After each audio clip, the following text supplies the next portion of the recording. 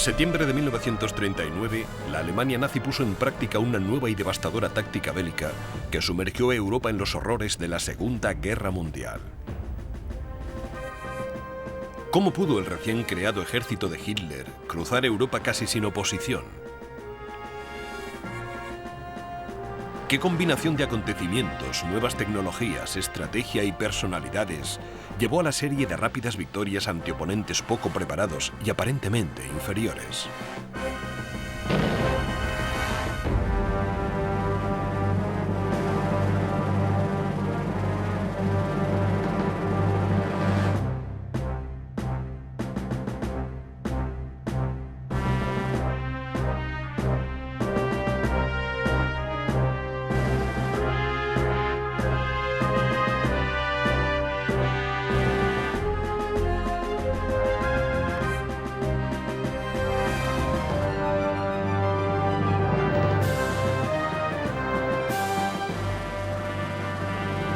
Segunda Guerra Mundial.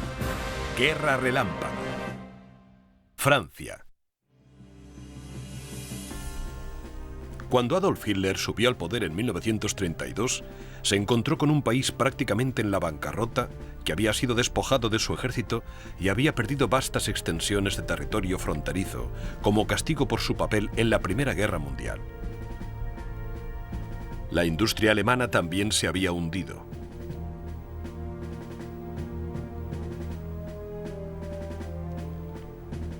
Hitler declaró que reconstruiría Alemania y le devolvería su antiguo esplendor, y se embarcó en un programa de rearme e industrialización militar en claro desafío a los tratados internacionales.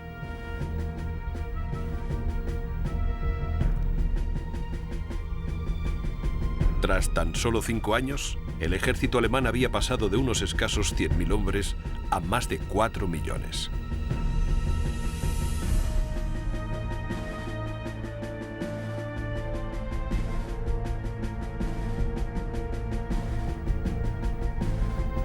Cuando las fábricas alemanas empezaron a producir tanques y aviones, y los astilleros barcos y submarinos, Hitler empezó a exigir el retorno de los territorios perdidos por Alemania, pero insistió siempre en que solo quería un trato justo para Alemania, no la guerra. Sin embargo, Adolf Hitler y sus generales habían desarrollado una gran estrategia, una estrategia militar que creían que permitiría a Alemania causar estragos entre sus vecinos. Dicha estrategia fue conocida como Blitzkrieg o Guerra Relámpago.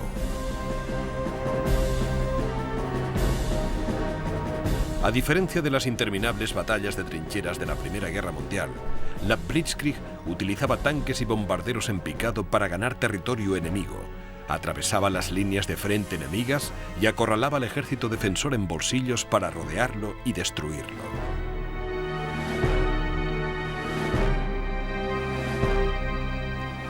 Enjambres de cazas alemanes aseguraban el dominio del aire y realizaban ataques sorpresa sobre los campos de aviación enemigos.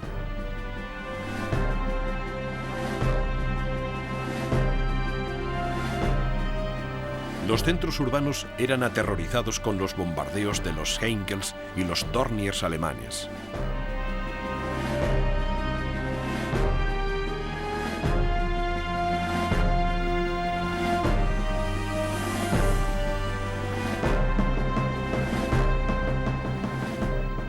Los tanques alemanes, conocidos como Panzers, con el apoyo de la artillería y los bombarderos en picado, se concentraban en la destrucción de centros de comunicaciones como vías de tren y grandes concentraciones de carreteras.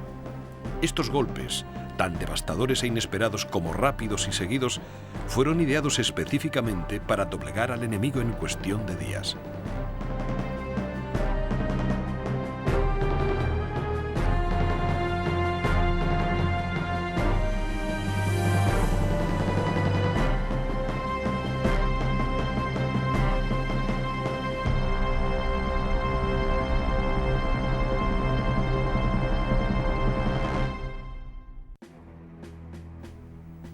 A través de la manipulación política, las amenazas en privado y la exhibición pública de su creciente potencia militar, Adolf Hitler había conseguido obligar a Europa a entregarle los territorios perdidos por Alemania sin disparar ni una bala. De la misma forma, naciones políticamente débiles como Austria y Checoslovaquia fueron incorporadas al Reich alemán. El miedo a repetir los horrores de la Primera Guerra Mundial hicieron que Gran Bretaña, Francia y la Unión Soviética no intervinieran, mientras Hitler moldeaba Europa Central para que se amoldara a su visión personal. Pero cuando Hitler invadió a su vecina del este, Polonia, el nuevo ejército alemán y su radical concepto de guerra, la Blitzkrieg, fueron puestos a prueba. Polonia se defendió con furia, atacando a los tanques alemanes con un equipo y unas tácticas trágicamente obsoletos. Polonia perdió sus unidades aéreas y motorizadas antes de que éstas pudieran organizar una defensa eficaz. En tan solo 28 días, Polonia quedó completamente destrozada. Polonia había pasado a formar parte del imperio nazi. Sus gentes fueron confinadas en campos de trabajo y su industria reorientada para la fabricación de armamento para el creciente ejército de Hitler. A pesar de haber amenazado con tomar represalias si Hitler se inmiscuía en los asuntos de Polonia, Inglaterra y Francia no hicieron nada.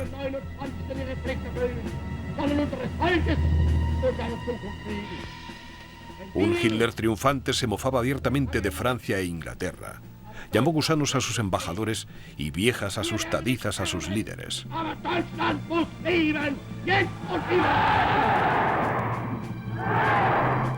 3 días después de la invasión de Polonia, los gobiernos de Gran Bretaña y Francia habían declarado la guerra a Alemania, pero se quedaron al margen viendo cómo Polonia era destruida.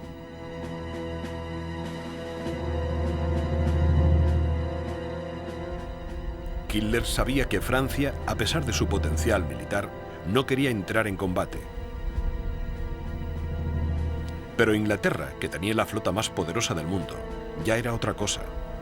Lo mejor que le podía pasar a Hitler era que cuando los tanques alemanes entraran en Francia, Gran Bretaña hiciera lo mismo que había hecho cuando Alemania ocupó Austria y Checoslovaquia y destruyó Polonia. Absolutamente nada. Pero mientras Adolf Hitler y su alto mando empezaban a planear la invasión de Francia, estaban temporalmente distraídos por los peligrosos acontecimientos que se sucedían en Escandinavia. Los finlandeses se defendían de una invasión rusa y Hitler temió que Francia y Gran Bretaña ayudaran a Finlandia entrando por el Báltico.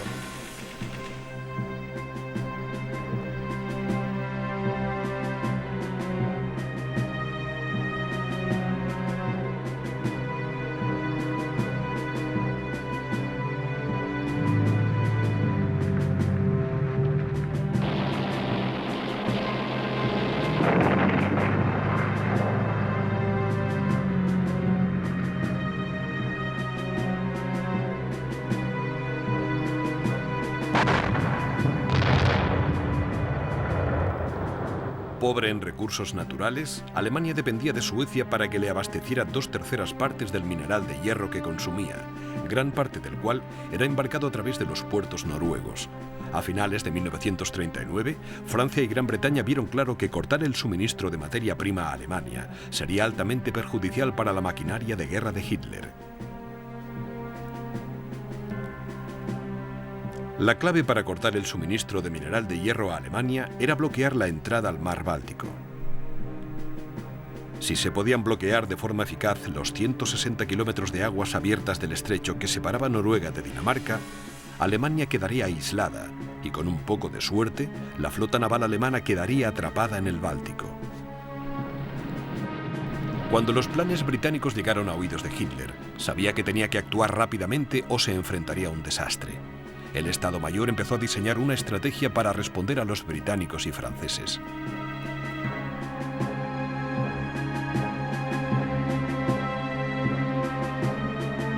La operación dependería no solo de mantener a los británicos lejos de Noruega, sino también de capturar Dinamarca, que quedaba entre Noruega y Alemania y dominaba el extremo sur del pasaje del Báltico. Evitando una intervención inmediata solo por miedo a enfurecer a la Unión Soviética, que hacía mucho que deseaba establecerse en Escandinavia, la oportunidad de Hitler llegó cuando Rusia invadió Finlandia en noviembre de 1939. El pacto de no agresión mutua entre Rusia y Alemania garantizaba que se respetarían los territorios mutuamente, y cuando Hitler, convenientemente, no puso objeción a la invasión de Finlandia por parte de Rusia, dejó abierta la puerta para que Alemania pudiera hacer un movimiento similar contra Noruega. Noruega era políticamente neutral y demasiado débil para frenar una invasión tanto de Gran Bretaña como de Alemania, pero por miedo a las represalias nazis, si se aliaban con los británicos, el gobierno noruego se opuso enérgicamente a la petición británica de sembrar un campo de minas a lo largo de toda la entrada al mar Báltico. También se negaron a permitir que tropas franco-británicas desembarcaran en suelo noruego. Las negociaciones de los aliados con los noruegos duraron más de un mes, y durante todo este tiempo estudiaron cómo plantar campos de minas y bloquear los puertos noruegos. Pero por respeto a la neutralidad de Noruega, esperaron demasiado. La Marina de Alemania, como su ejército, había sido severamente menguada al término de la Primera Guerra Mundial. Para salvar tales restricciones, los alemanes habían inventado los acorazados de bolsillo. Pequeños, rápidos y maniobrables, estos barcos de guerra de magnífico diseño y fuerte blindaje contaban con todos los elementos de la tecnología moderna del momento, incluida una versión rudimentaria del radar de superficie. Maximizando su velocidad y potencia de fuego, estos barcos podían superar fácilmente a los enormes barcos de guerra y destructores británicos e iban a necesitar cualquier ventaja posible si debían enfrentarse a la increíblemente potente Marina Real británica. El plan de Hitler para la invasión de Dinamarca y Noruega era extremadamente arriesgado. Los barcos alemanes debían navegar directamente hacia las aguas territoriales noruegas, utilizando el radar de superficie para evitar las unidades de bloqueo de la Marina Real. Entonces, la flota alemana debía entrar directamente en los puertos noruegos para que las fuerzas invasoras desembarcaran. En cuanto las tropas hubieran desembarcado, los barcos debían partir antes de caer en manos de los británicos, un enfrentamiento del que sin duda la Marina Real saldría triunfante. Hitler se dio cuenta de que su única posibilidad de éxito radicaba en que una armada solamente podía dominar el mar si controlaba el espacio aéreo sobre sus barcos. El apoyo aéreo podía ayudar a defender los barcos ahuyentando las embarcaciones enemigas con bombardeos aéreos. Unos ataques bien coordinados y estrechamente controlados gracias a las avanzadas comunicaciones por radio alemanas habían sido la clave del éxito de la Blitzkrieg en Polonia, pero nunca se había intentado en el mar. Adolf Hitler explicó sus objetivos al alto mando alemán. Era una acción arriesgada. Toda la armada alemana estaba en juego.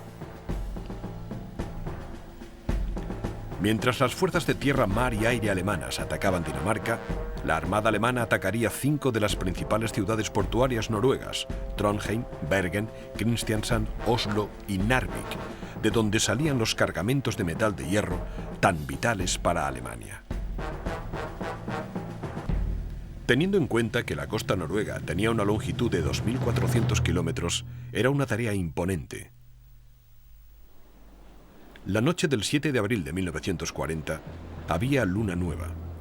Arropados por la oscuridad absoluta, 2 flotas alemanas, una navegando en dirección a Oslo y la otra hacia los puertos de la costa oeste de Noruega, emprendieron la marcha hacia la accidentada costa noruega. A pesar de la oposición de Noruega, los británicos habían decidido seguir adelante y plantar minas en las aguas territoriales noruegas. La flota alemana, equipada con radares de superficie de los que carecían los británicos, pudo detectar y esquivar fácilmente a la Marina Real. Pero las ventajas que les brindaban la oscuridad y los radares desaparecieron al amanecer.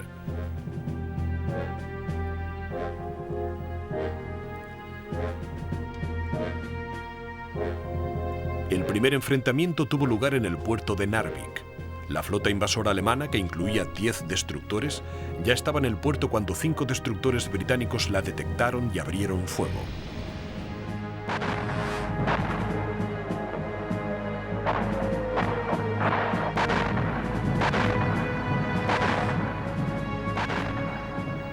En cuestión de horas, 10 barcos alemanes habían sido hundidos. Sin embargo, las fuerzas invasoras ya habían desembarcado de todos los barcos y ahora Narvik estaba en manos de la Alemania nazi. En el resto del país, los puertos de Trondheim y Bergen cayeron prácticamente sin incidentes. En Kristiansand, las defensas del puerto podían haber vencido a los alemanes, pero no abrieron fuego porque confundieron la flota que se acercaba por barcos franceses. En Oslo, Las baterías portuarias hundieron el crucero pesado Blücher antes de que pudiera desembarcar a las tropas.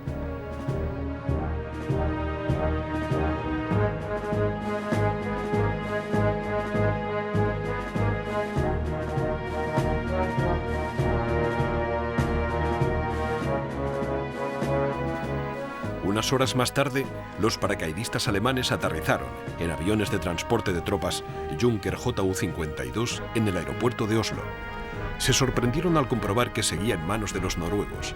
Los paracaidistas esperaban que el aeropuerto y la ciudad ya hubieran sido tomados, y les sorprendió tener que tomar el aeropuerto ellos mismos.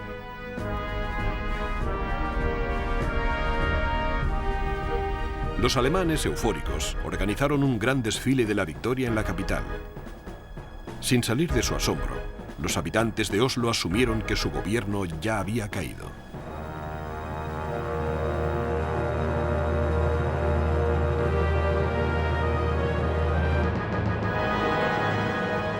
Al anochecer del 9 de abril, solo 40 horas después del inicio de la invasión, las fuerzas alemanas ya controlaban todos los principales puertos de Noruega.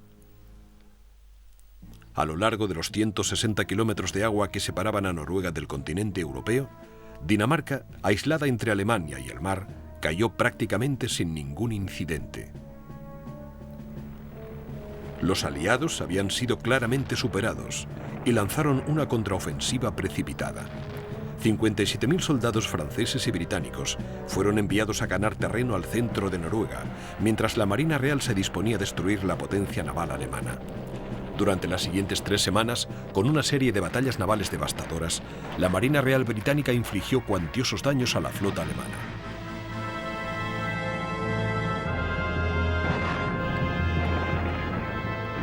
Después de Noruega, Alemania se quedó con tan solo 2 cruceros y 4 destructores preparados para entrar en combate. Era la primera grieta en el muro de la potencia militar alemana y una pérdida de la que la Armada alemana no se recuperaría jamás.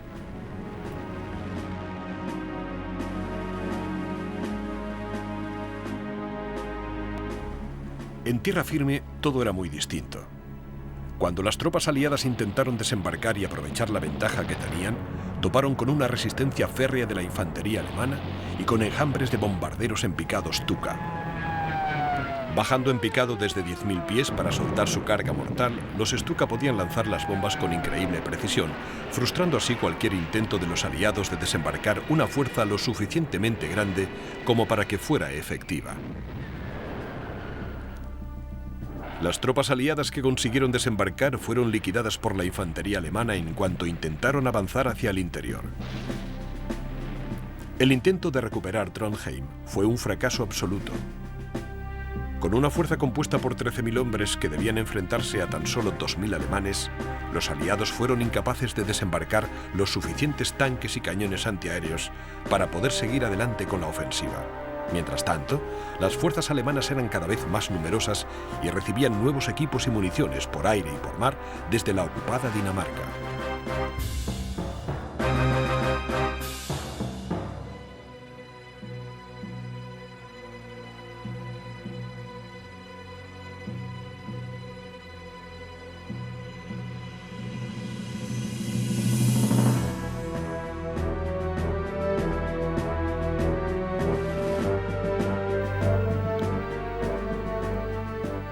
Los aliados solamente ganaron terreno en el puerto de Narvik, que fue capturado, y donde consiguieron mantener a raya a las fuerzas alemanas. Pero cuando se dieron cuenta de que era inútil mantener una sola ciudad cuando el resto del país estaba ocupado por fuerzas alemanas, los aliados destruyeron sistemáticamente las instalaciones portuarias y abandonaron Narvik en manos de los alemanes.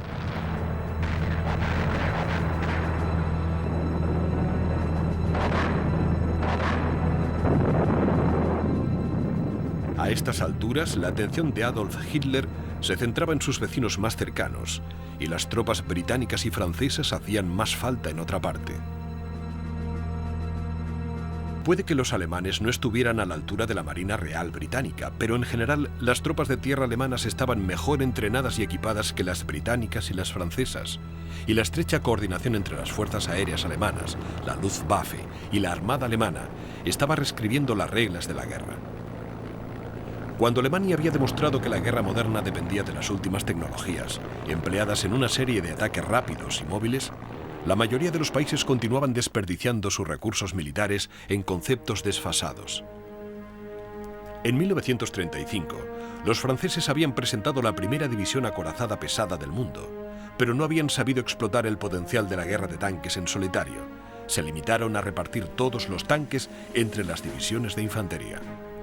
En 1938, el jefe de las Fuerzas Aéreas francesas visitó la fábrica de aviones Heinkel en Alemania. Dicha visita formaba parte de un elaborado plan para impresionar al mundo con el poder de Alemania. La propaganda funcionó.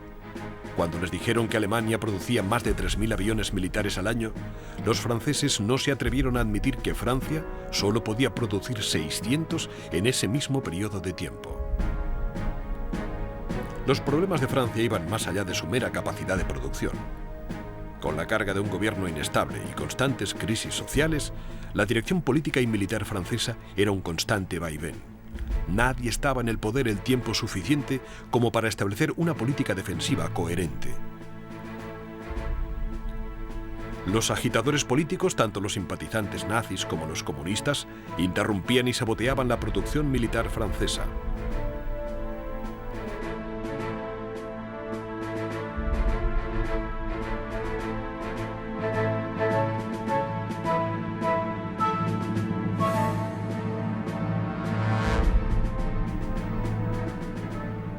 En 1940, el 80% de los tanques franceses aún no tenían radio. Para colmo de males, muchos de los soldados franceses eran reservistas. Otros eran veteranos de la Primera Guerra Mundial, hombres de mediana edad muy desentrenados. Los excesos con la bebida eran tan comunes entre los reservistas franceses que en las estaciones de ferrocarril había unas áreas especialmente habilitadas para que los reservistas llamados a filas se despejaran. A pesar del evidente buen hacer de las nuevas y rápidas tácticas ofensivas alemanas, los estrategas militares franceses se aferraban tercamente a la aproximación tradicional de la defensa estática que también les había ido en la Primera Guerra Mundial.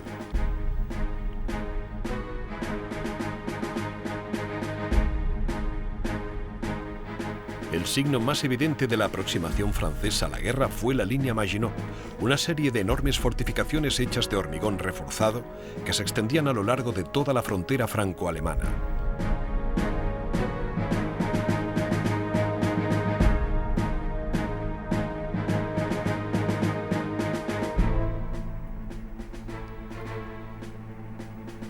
A lo largo de la línea había varios fuertes interconectados a través de un tren subterráneo.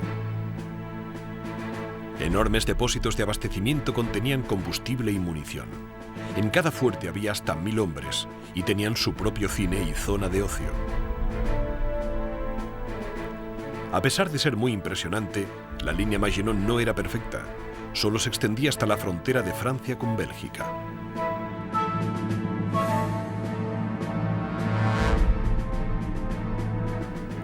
Aunque en la Primera Guerra Mundial los alemanes habían atacado a través del plano terreno de Holanda y Bélgica, los franceses creían que su ejército, con ayuda británica, podía repeler cualquier ataque que viniera a través de la frontera belga. Sin embargo, la línea Maginot se convertiría en un ejemplo perfecto de futilidad.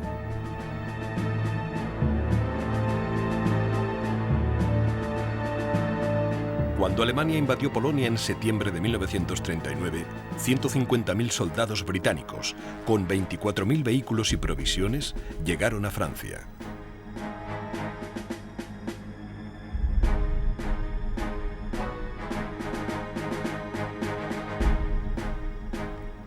Gran Bretaña y Francia creían que Hitler no estaría tan loco como para atacar la línea Maginot, sino que avanzaría más por el norte, probablemente a través de Bélgica. A pesar de la preocupación de los británicos, los franceses estaban seguros de que los alemanes no intentarían atravesar el denso bosque de las Ardenas, que se encontraba entre el extremo norte de la línea Maginot y Bélgica. Los británicos instaron a todas las naciones de Europa Occidental para que se prepararan contra una inminente ofensiva alemana, pero los franceses no vieron razón alguna para poner a su ejército en alerta máxima hasta que los alemanes empezaran a avanzar. Bélgica, que era neutral, se negó tercamente a participar en ningún tipo de planificación o maniobras internacionales. Ahora le tocaba mover a Alemania. Para recibir el tan esperado ataque alemán, todas las reservas francesas, el séptimo ejército, se desplegaron por el flanco izquierdo para encontrarse con las fuerzas holandesas. Con un solo movimiento, las reservas aliadas habían sido retiradas de la inminente batalla.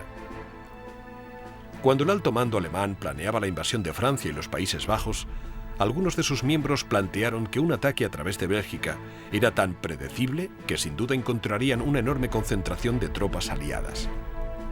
Para ellos, la elección más obvia era un avance a través de las boscosas colinas de las Ardenas, precisamente porque era el último lugar en el que les esperarían. El nombre en código del plan alemán era Corte de Hoz. El grupo B del ejército debía entrar en Bélgica, arrastrando a los aliados hacia la frontera alemana y atacándoles con tal violencia que no pudieran escapar. Mientras tanto, el grupo A avanzaría a través de las Ardenas y se posicionaría detrás de los aliados, y entonces les presionaría contra el avance hacia el sur del grupo B, una maniobra en pinza casi idéntica a la que había sido utilizada para destruir las defensas polacas. Mientras los aliados sucumbían entre las dos fuerzas principales alemanas, el grupo C iniciaba un ataque a la línea Maginot. Como en todos los ataques de la Blitzkrieg, la coordinación y la sorpresa eran los elementos clave.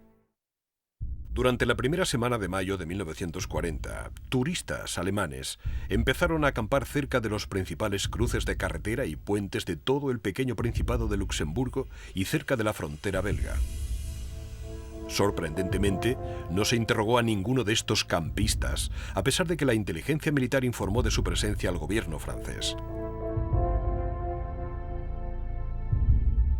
Poco después del amanecer del 10 de mayo, las tropas holandesas que vigilaban un puente cerca de la frontera alemana detectaron lo que parecía ser un batallón de soldados holandeses escoltando a un grupo de desertores alemanes. En cuanto las tropas se acercaron al puente, abrieron fuego contra los guardas holandeses y tomaron el puente. Justo detrás de ellos venía una división Panzer. Había comenzado la invasión de los Países Bajos.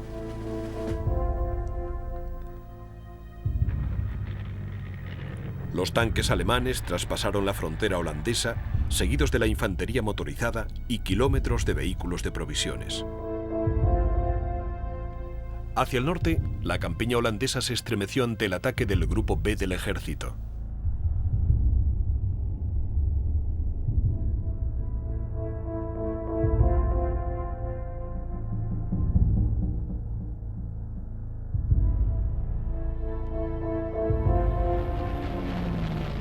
Escuadrones de cazas Messerschmitt y Stukas alemanes atacaron los campos de aviación.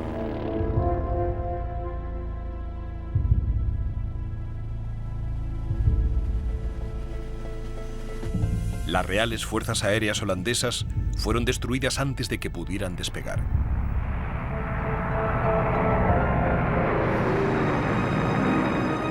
Después de los primeros ataques llegaron hordas de tropas por vía aérea. Más de 4.000 paracaidistas bajaron de los cielos. Una vez en tierra, plantaban minas, arrasaban las terminales de ferrocarriles y sembraban el miedo, el pánico y el caos entre los holandeses y su precario ejército.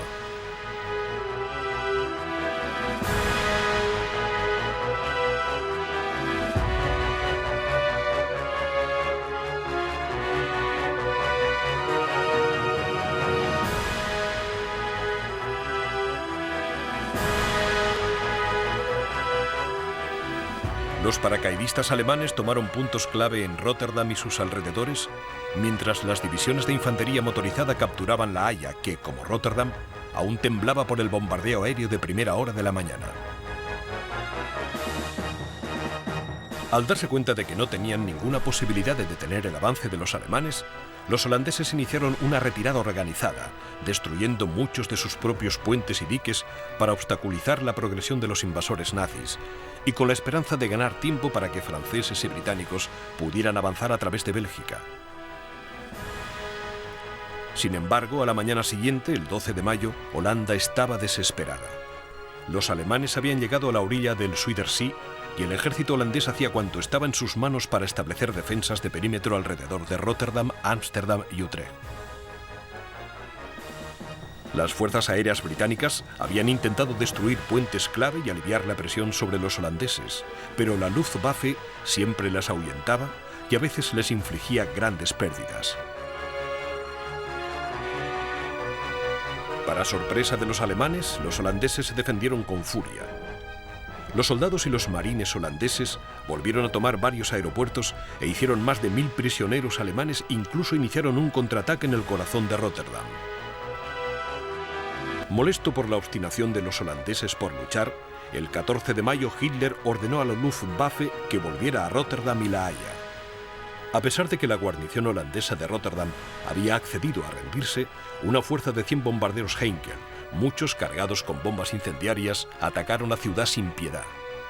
Murieron 1 millar de civiles y más de 75.000 perdieron sus hogares cuando los bombardeos arrasaron uno de los puertos más antiguos de Europa.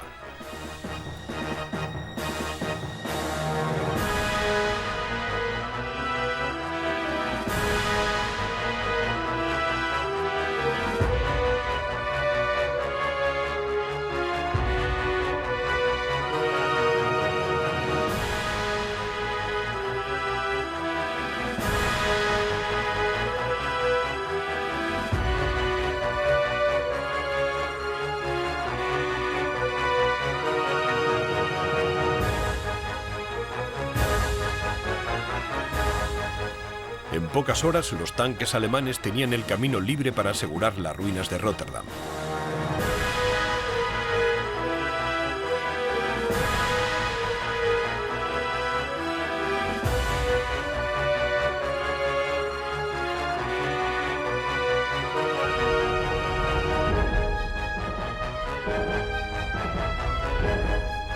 Con el país en ruinas, los holandeses se rindieron.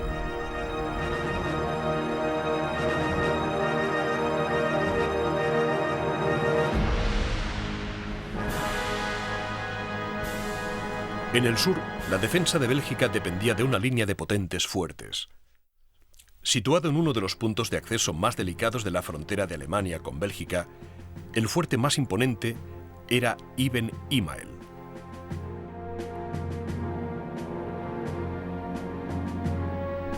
Rodeado de cañones de largo alcance, tenía fama de ser inexpugnable.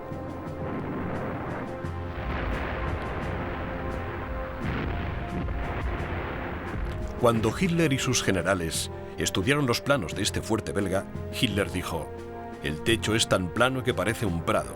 Los planeadores pueden aterrizar en él». Cuando las primeras tropas alemanas cayeron sobre Holanda la mañana del 10 de mayo, en Bélgica, aviones de transporte Junker soltaban 42 planeadores, cada uno con 10 hombres. 31 de los planeadores descendieron en silencio para tomar puentes y pasos fronterizos, mientras los 11 restantes se posaban suavemente en lo alto del puente Ibn Imael. Al cabo de 10 minutos, 9 de los cañones del fuerte habían sido destruidos. A la mañana siguiente, el fuerte se rindió.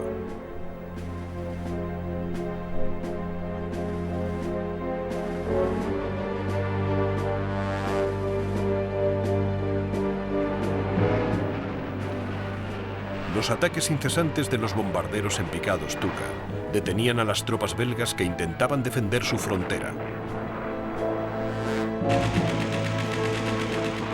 Mientras la situación en Holanda continuaba deteriorándose, tropas francesas y británicas se apresuraban hacia el norte en un intento de bloquear el avance de los alemanes. Sin embargo, las carreteras ya estaban saturadas de refugiados que se dirigían al sur, escapando de las tropas alemanas, obstaculizando casi por completo el avance de los aliados.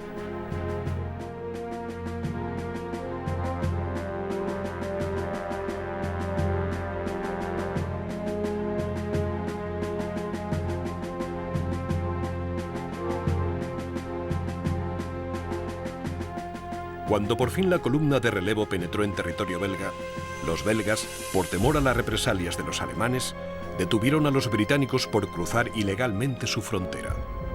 mientras volaban desesperadamente sus propios puentes, cruces de carreteras y líneas de ferrocarril para retardar el avance alemán, los belgas finalmente sucumbieron a la presión y accedieron a aceptar la ayuda que les brindaban británicos y franceses. Por desgracia, el mal ya estaba hecho. Con las prisas por avanzar hacia el norte, los aliados abandonaron las líneas defensivas del bosque de las Ardenas, justo como los alemanes esperaban que hicieran.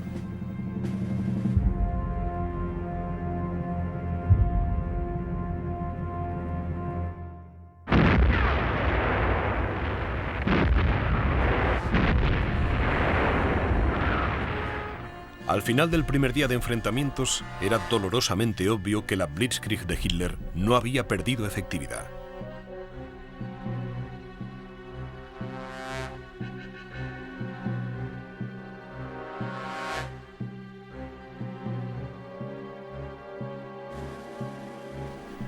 Las filas holandesas y belgas eran un caos cuando británicos y franceses se esforzaban por llegar a la línea de frente.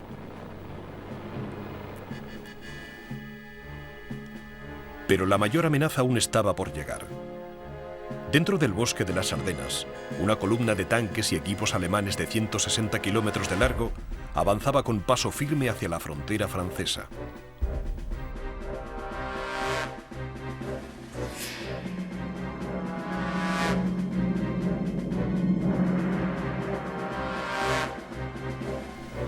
El dominio del aire era crucial para el éxito continuado de la Blitzkrieg alemana. Enormes formaciones de cazas Messerschmitt mantenían a raya a los aviones aliados, mientras los Stukas y los bombarderos atacaban a las tropas, enclaves armados y los principales objetivos militares en tierra.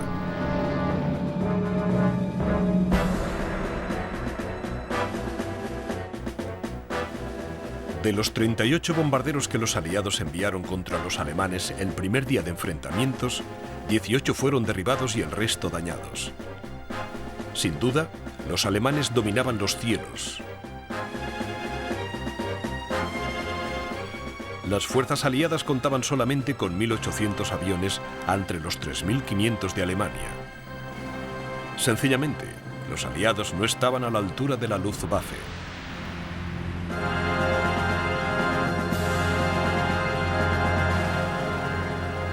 Aunque los aliados aún confiaban en poder restablecer una línea de defensa a la altura del río Mosa, no sabían que el mayor ejército motorizado del mundo estaba cruzando las Ardenas.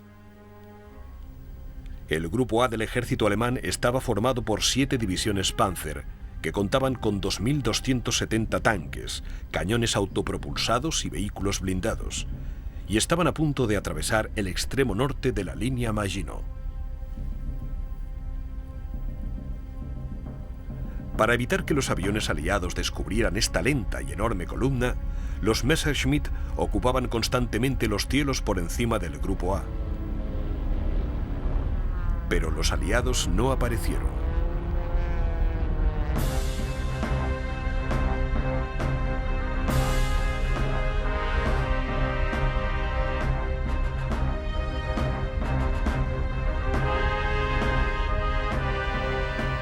Había pocos controles de carretera, ningún cañón antiaéreo y ningún enclave antitanques. En el primer día de avance de las Ardenas hacia territorio francés, los alemanes solo toparon con 300 tanques franceses que habían sido destinados a la frontera por si acaso.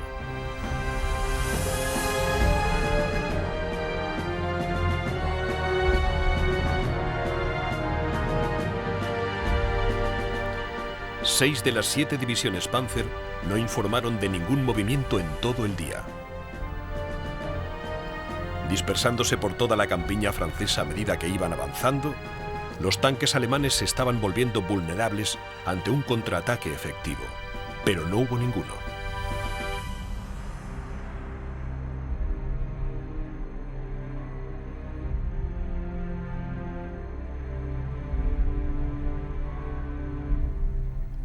Detrás de los tanques iban el resto de elementos motorizados y la artillería. Finalmente, la infantería alemana llegó a la seguridad del territorio ya despejado por las unidades acorazadas que la precedían.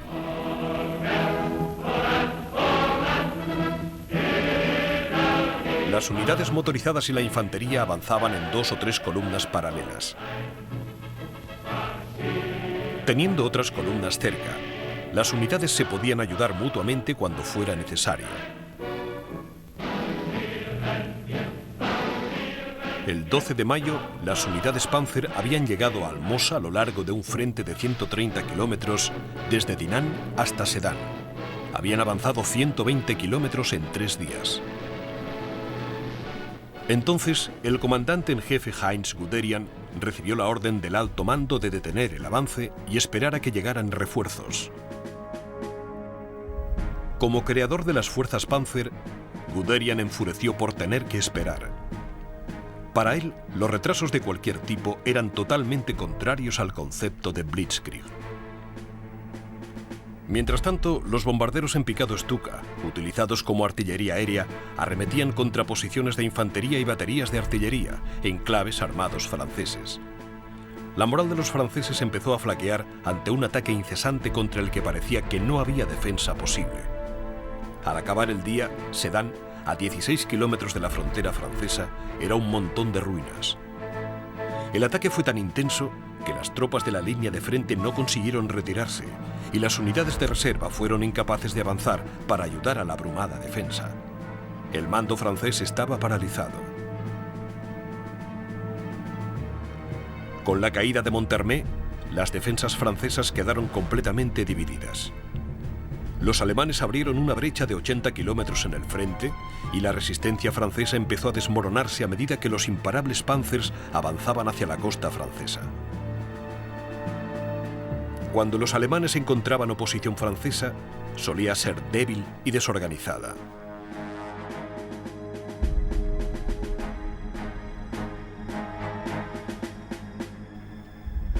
Parte de las fuerzas francesas luchaban con valentía, pero estaban muy mal equipadas.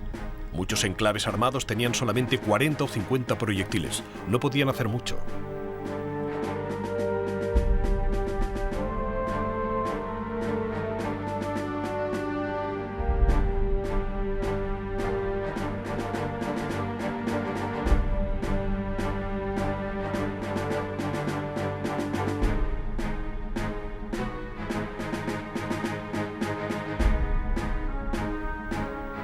Otras facciones del ejército francés no salieron tan bien paradas, especialmente reservistas de mediana edad, poco preparados, que a veces rompían filas en cuanto aparecían los alemanes. Pero el mayor fallo de la defensa francesa fue la falta casi absoluta de coordinación y el casi inexistente sistema de comunicaciones, exactamente lo mismo que hizo que la Blitzkrieg funcionara con una precisión tan devastadora. Después de 3 días de desastrosas derrotas, la estructura de mando francesa empezó a desmoronarse. Los oficiales abandonaban a sus hombres en el campo de batalla o insistían en que habían recibido órdenes de retirarse. Las tropas en retirada advertían a las unidades de reserva que se dirigían hacia el frente. Los alemanes están allí, no vayáis. Los refugiados llenaban todas las carreteras. Al atardecer del 13 de mayo había más de 2,5 millones, una masa perdida y sin rumbo que colapsaba las carreteras e imposibilitaba cualquier tipo de movimiento de tropas. Más allá de este desfile de los desposeídos y sin hogar, había 2 ejércitos, los franceses, normalmente en retirada, y los alemanes, que seguían avanzando. Cuando se encontraron, los franceses, mudos ante la velocidad con que se hundía su país, sencillamente depusieron las armas y se dirigieron lentamente hacia el este, hacia los campos de prisioneros de guerra nazis.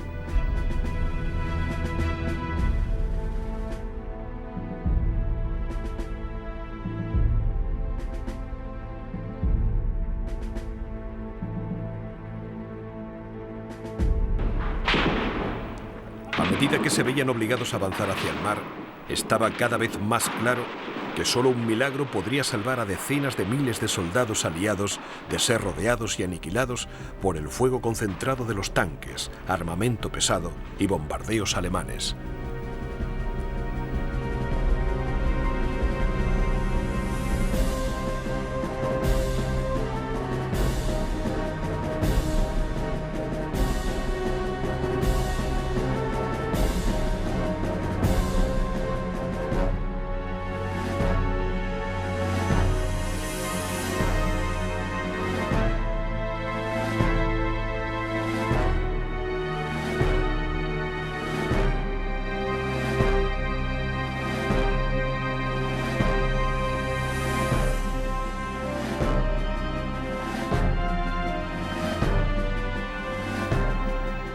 El 22 de mayo los aliados establecieron un círculo de defensa alrededor del puerto francés de Dunkerque, en un esfuerzo desesperado para detener el avance de los alemanes el tiempo suficiente para que pudiera lanzarse una misión de rescate.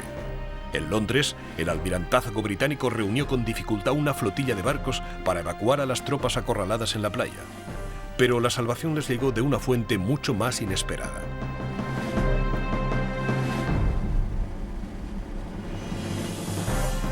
Las tropas alemanas ya habían tomado los puertos de Abbeville, Boulogne y Calais, y podrían haber llegado a Dunkerque para el 23 de mayo, mucho antes de que pudiera iniciarse la evacuación.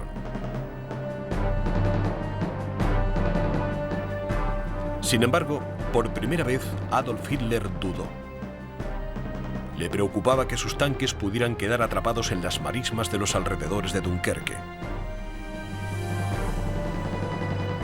El mariscal del aire Hermann Göring deseaba tener el honor de destruir a los aliados con la Luftwaffe. Mientras Hitler meditaba su siguiente movimiento, el avance alemán se detuvo.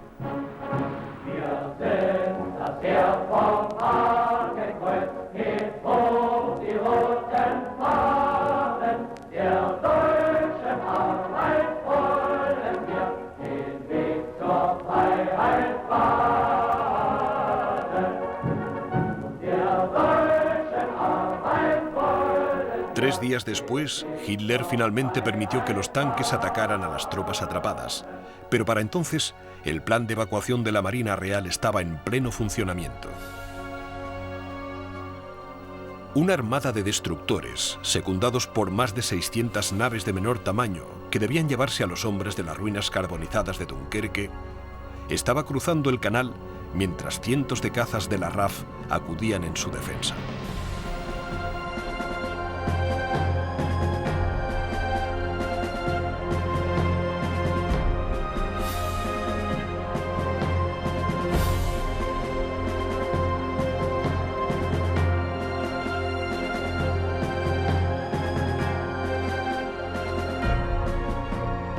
Cuando los alemanes se acercaron lentamente al perímetro de defensa de Dunkerque, Panzers y Stukas invadieron las playas de forma implacable, mientras Messerschmitt ME-109 barrían las playas con fuego de ametralladoras y cañones.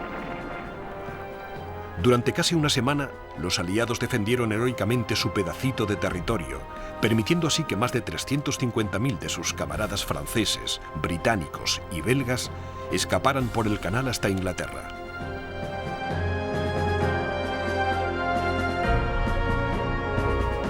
Cualquier tipo de embarcación pequeña, buques costeros desarmados, barcas de pesca y vapores de recreo se unieron a la tarea, soportando valientemente los rabiosos bombardeos y fuego de artillería alemanes.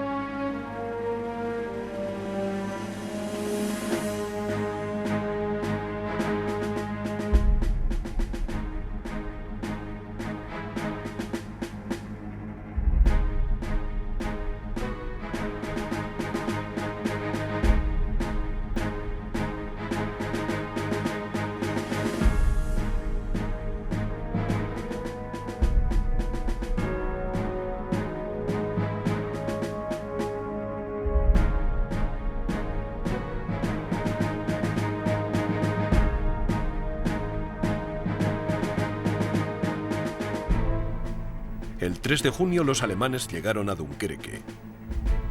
Ya no se podía proseguir con las evacuaciones. El día siguiente las tropas aliadas que quedaban se rindieron. La evacuación les había costado a los británicos 6 destructores, 24 barcos de guerra pequeños, 99 aviones y casi una cuarta parte de los 665 ferries que participaron.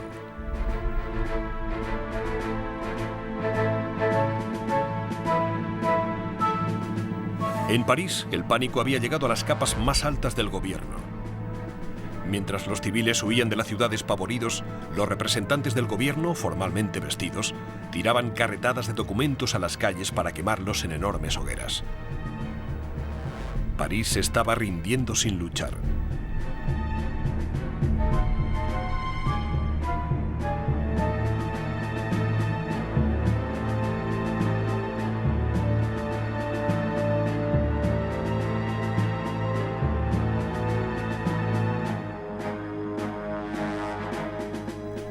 Las tropas alemanas ocuparon la capital de otro país y su líder estaba exultante. La toma de París era uno de los objetivos principales de Adolf Hitler y él y su alto mando estaban tremendamente orgullosos de su conquista.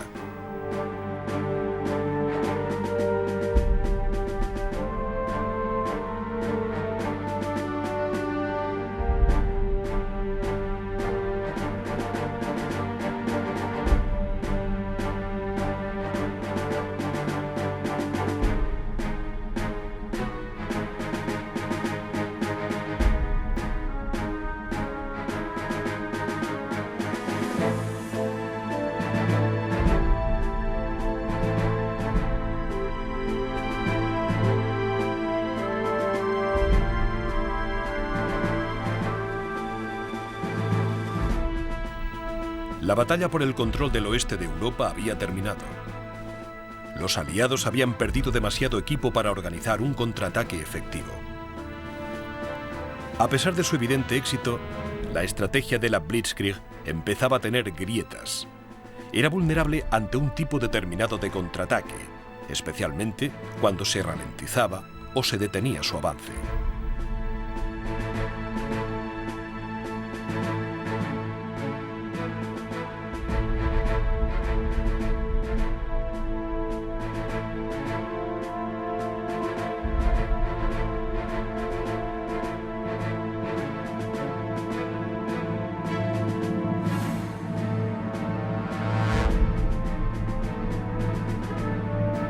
Dunkerque fue una pérdida estratégica que podría haberse evitado si Hitler no hubiera vacilado. Pero Adolf Hitler aún debía cometer sus errores más importantes.